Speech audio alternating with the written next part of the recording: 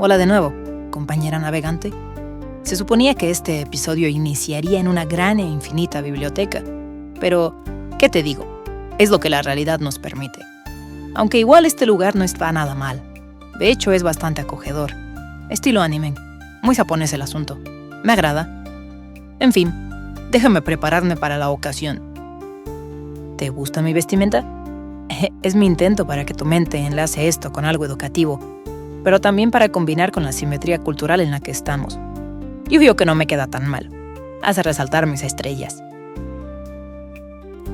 En fin, comencemos con esta redundante teoría, o hipótesis, o como le quieras llamar. En este episodio explicaré en qué consiste la navegación conceptual y, para ello, primero es necesario hablar del por qué todo parece romperse, perder su forma o sus propiedades. Tu café se enfría, la comida se pudre, y tus células en algún punto parecen decir, «Hasta aquí llegamos, pana». A eso los humanos le llaman entropía. Yo prefiero decirle el impuesto por existir, pues es la energía que se escapa del sistema y que ya no puedes usar para mantener su funcionamiento. Aunque algunos seguramente dirán que la entropía es la medida del desorden, pero cuando entiendes que todo está conectado y por ende mantiene cierta lógica y orden, ¿qué definirías como desorden o caos? Quizás solo aquello que tu sistema reconoce diferente y por tanto no puede entender a la primera. Parece una tragedia, ¿verdad? Que la energía irremediablemente se pierda. Pero en realidad no lo es, porque si esa energía no se fugara, el universo sería una foto fija. La pérdida de energía genera un cambio en el sistema. Por tanto, la entropía es lo que obliga al sistema a cambiar, a buscar nuevas formas. Es el motor que activa la creatividad, que no es más que el recurso de la realidad para diversificarse y no morir de aburrimiento, por decirlo de una manera consciente. Habiendo establecido esto, llevémoslo a terrenos educativos, que oye, el nombre de la pedagogía del infinito no es por puro gusto. Así que vayamos por esa simetría del conocimiento y toda la temática socio-psicocultural que eso implica. ¿Alguna vez has sentido que el conocimiento es un laberinto sin salida? En muchos sistemas educativos actuales se suele enseñar, por ejemplo, biología, como si las características físicas de los seres vivos no estuvieran intrínsecamente ligadas al comportamiento de los mismos y a su interacción con el entorno, e incluso como si la mayor parte de ellos simplemente existiera por obra divina, sin ningún tipo de conciencia, o que los seres humanos, de alguna manera, aunque pueden ser considerados vida, por alguna mágica razón están irremediablemente separados de la misma, o son algo muy diferente a ella. Aunque quizá esto sea más problema de la filosofía y el cómo el ser humano actual y promedio entiende su lugar en la realidad. Tranquilo, no uso la palabra promedio para herir tu ego, o quizás sí, te dije que eso dependería de ti, sino como el molde sobre el que producimos seres humanos en la actualidad.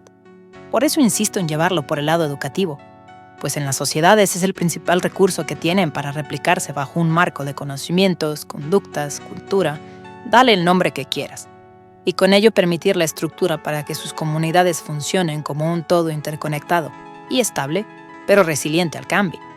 O en palabras más simples, que sea capaz de mantener su perspectiva de la realidad y hacerla funcionar o existir con el resto de perspectivas o formas, manifestaciones, vida, inteligencias artificiales, ayuyu, dile como quieras. También se explica la historia a partir de fechas y sucesos importantes, separados por el tiempo y las sociedades en las que se dan, como si no existieran patrones claros dados por lo que implica ser humano en este mundo, o matemáticas, como una serie de cifras, operaciones y fórmulas inconexas que, más allá de ejemplificarse con Juan o Pedro comprando 100 kilos de peras en el mercado, que ya me dirás tú cómo rayos las llevan a su hogar, rara vez se trasladan a situaciones reales de acontecer diario, cuando deberían enseñarse como la forma más abstracta que poseemos para entender la realidad, el sistema y la unidad, el 0 y el 1, representados infinitamente. Pero no, todo te lo enseñan como si el universo estuviera hecho de rebanadas separadas. ¿Qué forma tan ineficiente de gastar energía y conexiones neuronales? No quiero decir que esté mal enseñar matemáticas con estos ejemplos. El problema es que suelen quedarse en esa área, tanto así que muchos seguramente no recordarán cómo resolver un trinomio cuadrado perfecto, una integral, o sacar el área de un triángulo. No porque sean idiotas o porque tengan mala memoria, sino porque no entienden las matemáticas en cada universo de la realidad. más allá de su sistema económico. Por ejemplo, ¿entiendes las matemáticas desde tu corporalidad? Los pasos que das, la cantidad de pensamientos que tienes, las células que vienen y van en tu cuerpo, o el intercambio de información o energía que hay entre cada sistema que te compone. La realidad no está dividida de manera tan radical y tajante.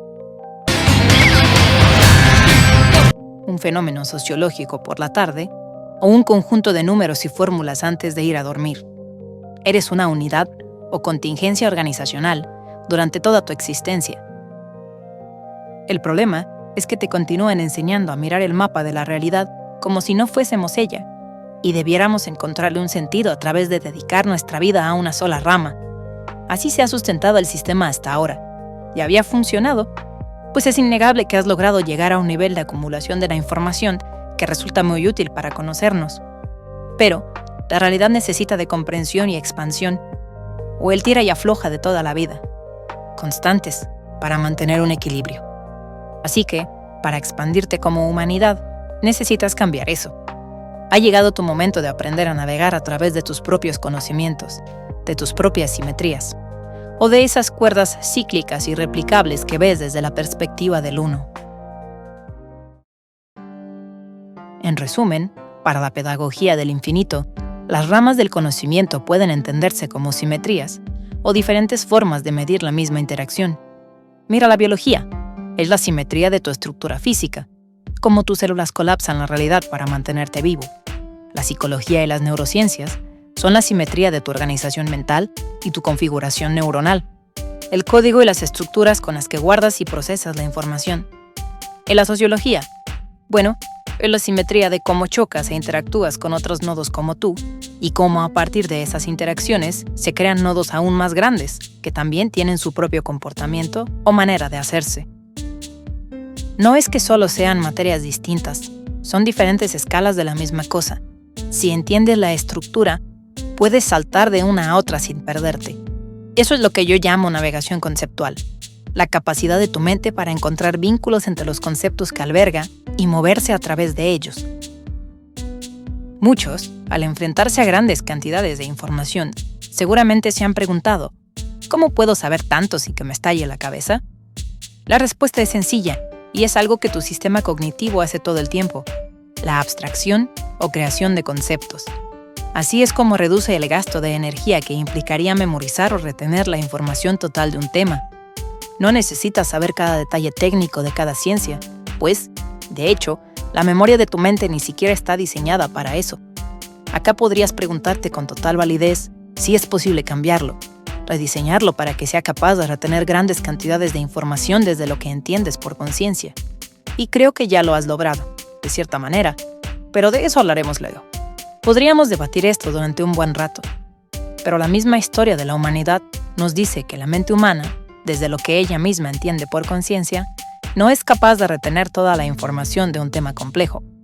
Los libros, el ábaco o la calculadora son tecnologías que creaste justamente para solventar este problema, pues lo que necesitas es entender los principios que las unen. Cuando entiendes que la entropía afecta tanto a tus células como a tu economía, o que la creatividad es un juego de memoria en cualquier área, dejas de ser un estudiante pasivo y te conviertes en un navegante. Estás optimizando tu energía. Estás siendo eficiente con el recurso más valioso del sistema, tu conciencia, o la capacidad de interactuar contigo mismo, mantener la máquina de la realidad funcionando, para que me entiendas más mejor. Como el marinero que orienta las velas hacia el curso del viento, o el conductor que aprovecha las pendientes para reducir el gasto de combustible, o quizá el cuerpo cósmico que moldea su composición para ajustarse a las simetrías que le pide la gravedad y así mantener su forma. Aprender a navegar entre estas simetrías es el primer paso para dejar de ser una pieza en el tablero de otros y empezar a entender tu propio juego. Pero cuidado, porque una vez que las entiendes, te das cuenta de cómo pueden ser usadas para convertir a cualquier ser humano en alguien tan dócil y manejable como la más entrenada de las digientis. En el próximo video, vamos a aplicar esta navegación al lugar donde más se escuece, por el cómo lo han construido: la ingeniería social. Por ende, ese programita llamado ego. Prepárate, porque vamos a hackear el sistema. Soy Colapso Consciente, y el mapa siempre ha sido tuyo, pero solo si tienes la voluntad y el valor de ver aquellas partes que también te incluyen y te construyen. ¿Estás listo para navegar?